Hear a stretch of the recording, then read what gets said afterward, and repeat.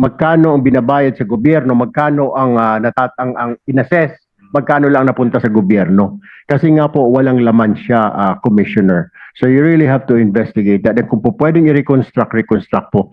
Dahil sigurado po ako, Mr. Commissioner, lahat ito mauubos. Mawawalan ka ng mga RDO at saka mga batas. Makapagbibigay ng hinga sa inyo. At alam ko naman po, at alam naman lahat, sa buong mundo, taxman lagi ang kinakatakutan ng tao.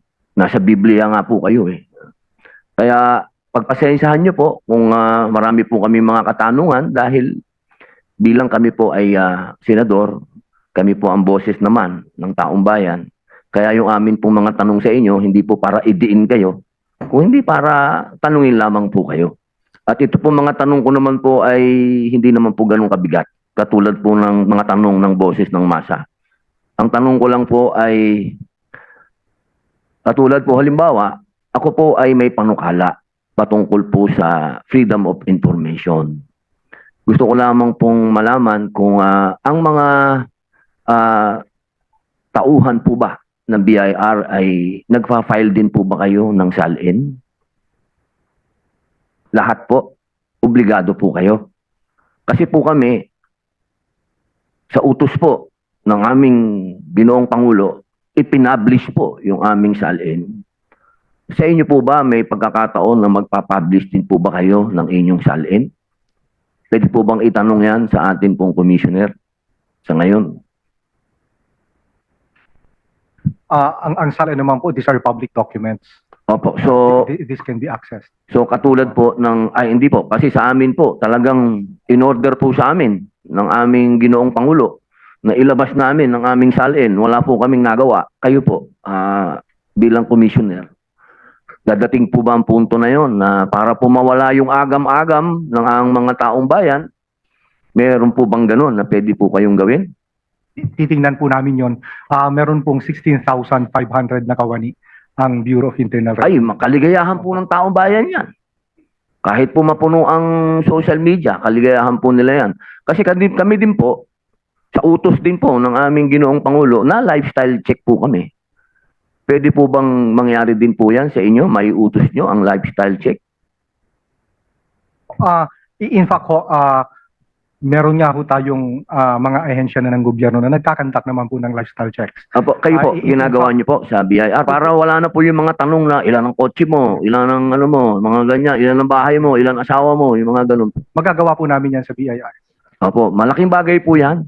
Opo, kasi alam nyo po, ang atin pong bayan ay dumadaan sa napakatinding pagsubok.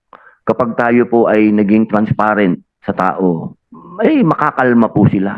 Sa panahon po kasi ngayon, talagang ang tao po sa totoo lang po, ang dami ko pong pinuntahan ng mga pagpupulong. Ang gusto po ng karamihang grupo ay wag nang magbayad ng tax. Civil disobedience po ang nais nila. Ako po na po yung nagsasabi, wag niyong gagawin yan. Dahil hindi naman po lahat ng tao sa gobyerno ay may kapalpakan. Kaya ako na po ang nakikiusap na sana maging transparent po tayo lahat. Lahat po.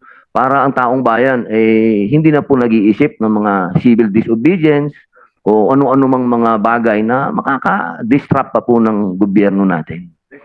Isa na lang pong tanong, Commissioner.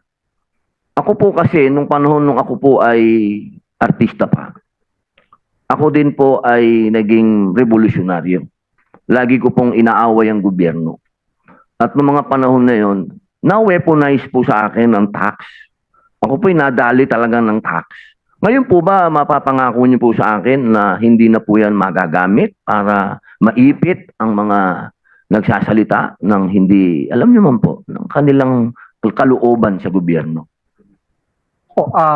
Ang tagubilin po sa atin ng ating Pangulo ay mangolekta ng buwis efficiently and fairly. Fairly.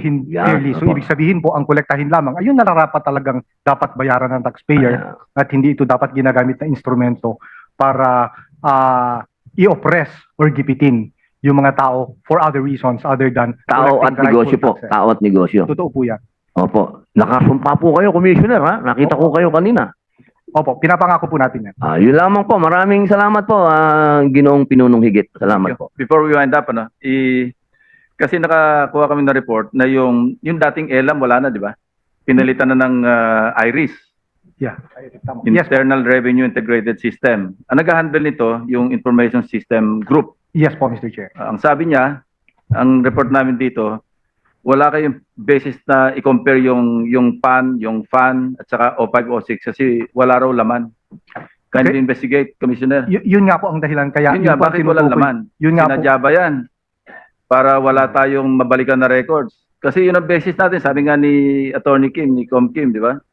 Na madali lang yan, may red flag kung ito yung PAN, ito yung FAN, tapos biglang bumagsak doon sa O506, meron tayong basihan para magsagawa ng investigation. Eh kung walang laman yung IRIS, anong gagawin natin? Yes, Mr. Chair. Kaya nga po, yan po ang utos natin after nating isuspend yung audits. Is for, yung po ang ibig sabihin That's one of natin the to submit reasons. inventory to update the information in the ELAM. Kasi nga po, hindi ho regularly na-update din. Yeah, problema yung dito status is ng quits gawa. na lahat yung nakaraan. Kinakailangan pong i-update po nila. Can we still reconstruct? We can do that po. Mr. Chair. At Please do ginagawa that. na po natin yan. Specifically yung sa case ng Makati because there are a lot of questions eh. Mr. Chair, if you would Senator please. Erwin. According to my source po sa BIR, an employee, nakakita po ng gray area, yan nga po na walang laman, yung sinasabi niyong IRIS. Nakita po nila na walang laman. So hindi po machi-check kahit sinong investigating body kung magkano ang binabayad sa gobyerno, magkano ang ang inassess, magkano lang napunta sa gobyerno. Kasi nga po walang laman siya, Commissioner. So you really have to investigate that. And kung po pwedeng i-reconstruct po. Dahil sigurado po ako, Mr. Commissioner, lahat ito mauubos. Mawawalan ka ng mga RDO at saka mga batas. Are you planning to make a reshuffle very soon, sir? Kasi halos lahat po itong nasa harap po natin, nireklamo po. Wala na lang po kaming oras kasi lahat po ito gusto kong tanungin isa-isa. Kaso sabi po ni Chair, the next meeting na lang ulit. So, are you planning to do a reshuffle very soon? Yes po, Mr. Chair. Magkakaroon po tayo ng reshuffling very soon. Okay,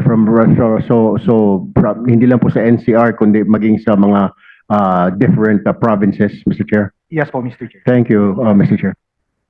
Kailan nyo na-discover na walang laman yung IRIS nyo? Nung chinek na ho namin yung status. Pag-take over hindi mo, po update. nung chinek, opo. walang laman. Hindi po updated ang status. Ang report sa amin, Yeah. walang laman eh. Hindi lang hindi updated. But the thing is, if you can still reconstruct manually or through some other means, please do that. Kasi we will be able to unearth a lot of information. Yes, Attorney Kim. Actually, you can, because all the docket should be there. So if there's no information there, that's an accountability of the revenue officer and the RDO and the group supervisor.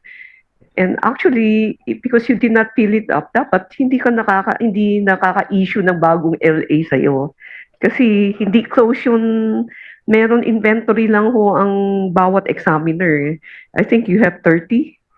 If you 30 open na hindi mo close kasi hindi ka makaka-generate ng bagong LA para sa examiner na yan. And the docket is your accountability. So kailangan ho ma-reconstruct yan kasi yung mga docket hindi naman pwedeng iwala yan. So, in the next hearing, in-expect namin na makapag-submit kayo ng specifically doon sa may mga questionable, Yes, Mr. Chair. VAT us or whatever, no? Opo, opo.